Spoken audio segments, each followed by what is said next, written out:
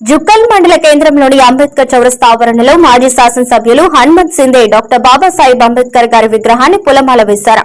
అనంతరం మాట్లాడుతూ దేశంలోని అన్ని కులాలకు సమానంగా చూపిన వ్యక్తి ఘనత ఆయనకే దక్కిందని కొనియాడారు. బాబాసాహెబ్ అంబేద్కర్ గారు చేసిన సేవలు ప్రతి ఒక్కరూ మర్చిపోవద్దని, అడుగుజాడల్లో నడవాలని తెలిపారు. అనంతరం బాబాసాహెబ్ అంబేద్కర్ జెండాలు బైక్ కట్టుకుని గ్రామంలో ర్యాలీ నిర్వహించారు.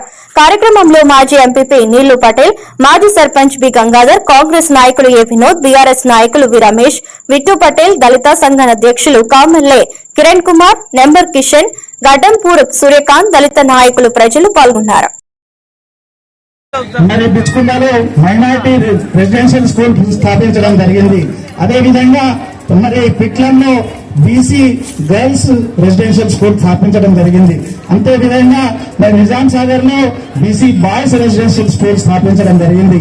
ఈ విధంగా అందరి ఉద్ధరణ కోసం ఆనాడు ఏదైతే ఉద్దేశంతోనైతే డాక్టర్ బాబాసాహెబ్ గారు ఆర్టికల్ 3 పొందుపరచడం జరిగిందో దాన్ని ఉదాహరణగా తీసుకొని ఆర్టికల్ 3 ప్రకారం ఏర్పడినటువంటి తెలంగాణ రాష్ట్రంలో బాబాసాహెబ్ గారి ఆదర్శంగా ఉండేటట్టు అన్ని వర్గాలు బాగుపడాలనే ఉద్దేశంతో కేసీఆర్ గారు పరిపాలన చేయడం జరిగిందనే విషయాన్ని ఈ సందర్భంగా నేను మీకు అందరూ కూడా మనవి చేస్తూ, మరి ఈ సందర్భంగా కేసీఆర్ గారు దళిత బంధు 10 లక్షలు ఇస్తామని అంటే మరి కాంగ్రెస్ ప్రభుత్వం ఈ రోజు ఉన్నటువంటి కాంగ్రెస్ ప్రభుత్వం 12 లక్షలు ఇస్తామన్నారు.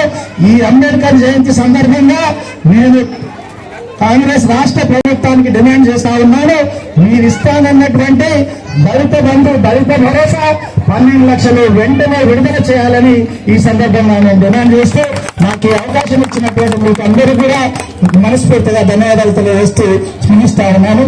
జై భీమ్.